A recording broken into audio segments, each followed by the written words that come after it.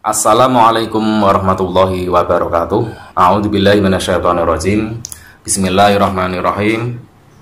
Alhamdulillahirabbil alamin. Assalatu wassalamu ala asyrafil anbiya'i wal mursalin sayyidina wa maulana Muhammadin wa ala alihi wa sahbihi ajma'in. La haula wala quwata illa billahil aliyyil azim. Wa qala Allah ta'ala fi kitabil karim. A'udzubillahi minasyaitonirrajim. Innama amruhu idza arada syai'an ay yaqula lahu kun fayakun.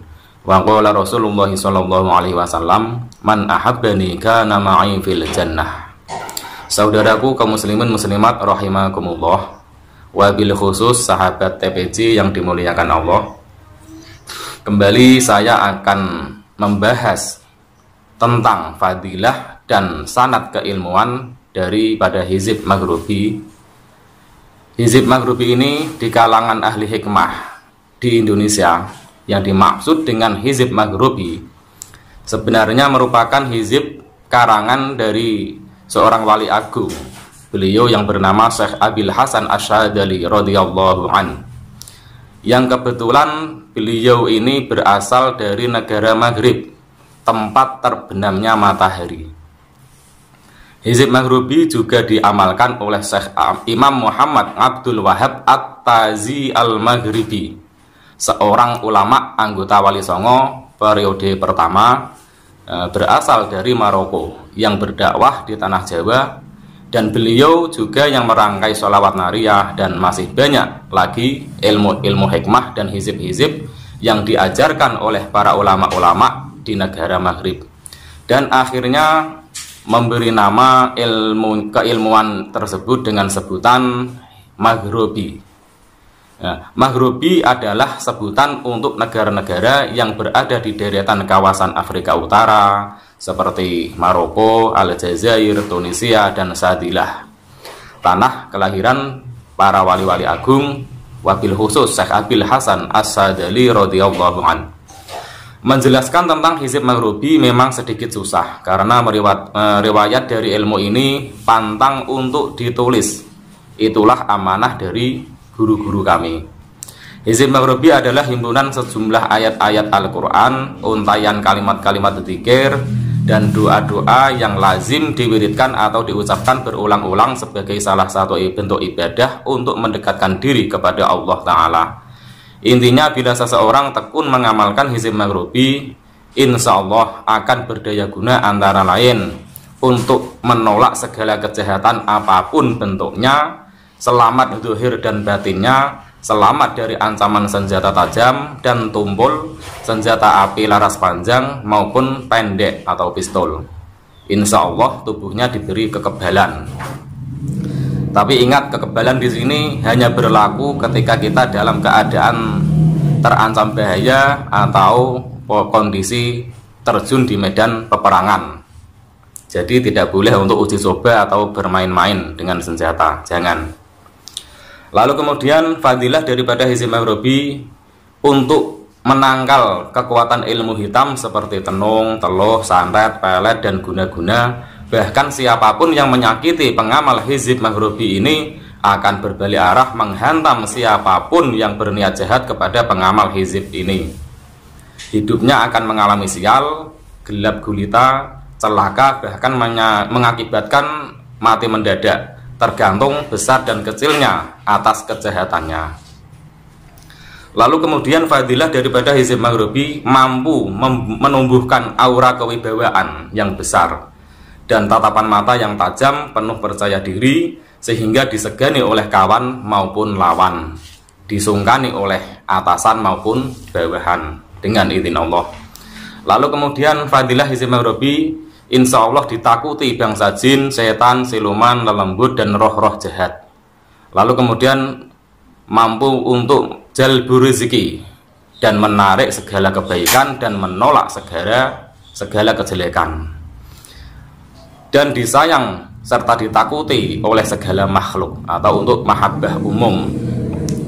Fadilah dan khosiyat di atas yang telah saya sebutkan tadi akan kita dapatkan dan kita rasakan manfaatnya jika Hizib Maghribi ini diamalkan tiap usai sholat maghrib 3 kali, usai sholat subuh 3 kali secara istiqomah. nggih, damel wiridan harian.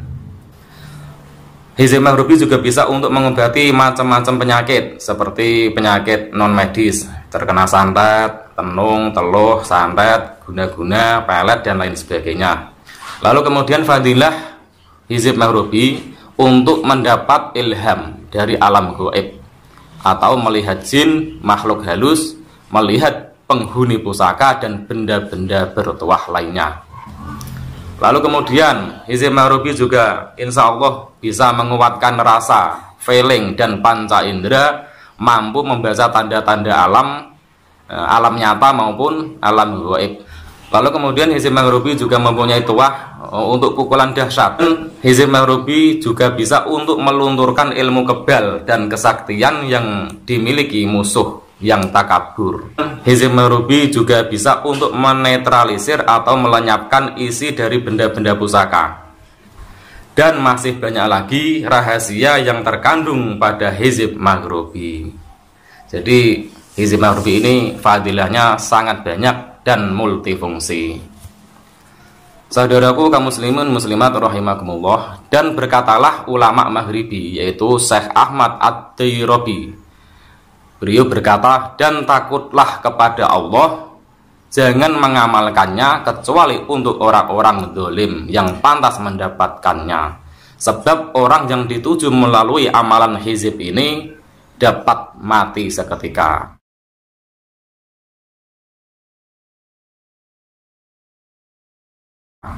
Itu wasiat dari seorang ulama dari negara Maghrib yang bernama Syekh Ahmad Ad-Dairabi. Jika hizib maghribi telah terpatri dalam ingatan dan menyatu dalam diri seseorang, maka pengamal ilmu ini akan mendapatkan banyak sekali manfaat untuk membantu mewujudkan segala cita-cita dan tujuan si pengamalnya, insya Allah. Bahkan bisa dikatakan bahwa hizib maghribi ini memiliki khasiat multifungsi dan mengandung sabdo dadi. Maka pengamal hizib ini dituntut untuk mampu mengendalikan diri, menguasai kesabaran dan hati-hati dalam berucap, dan tidak boleh meludah di sembarang tempat. Untuk mengamalkan hizib maghribi sebaiknya harus melalui baiat atau ijazah langsung dari orang yang telah menguasai hizib maghribi, karena hal itu sudah menjadi tradisi turun-temurun dari para leluhur, dari para masyayikh, para ulama dan para guru-guru. Dan usahakan dalam penurunan ijazah hizib maghribi dari lesan ke lesan dilakukan pada malam Jumat Legi atau hari Jumat Legi, di mana hari tersebut adalah hari kelahiran atau para wali menciptakan sebuah hizib, yaitu hizib maghribi ini.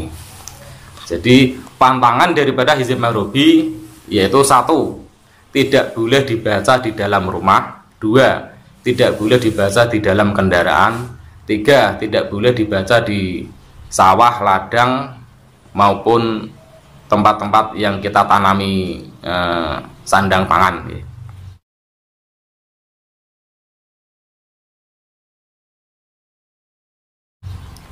Dan tidak boleh takabur atau melakukan zina. Itu pantangan daripada pengamal hizib maghribi.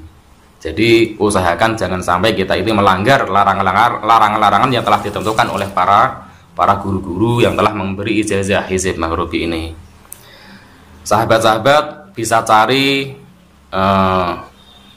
lafadz daripada hizib maghribi ini terdapat pada surat Ad-Dukhan ayat 9 dan ayat terakhir. Nanti jenengan cari dalam Al-Quran surat Ad-Dukhan ayat 9 dan ayat terakhir.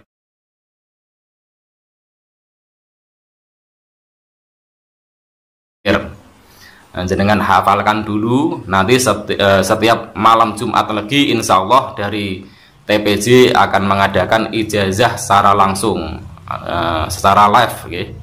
Jadi insya Allah nanti jenengan hafalkan dulu. Ketika waktu ijazah jenengan bisa mudah untuk menerima amalan hizib maghribi.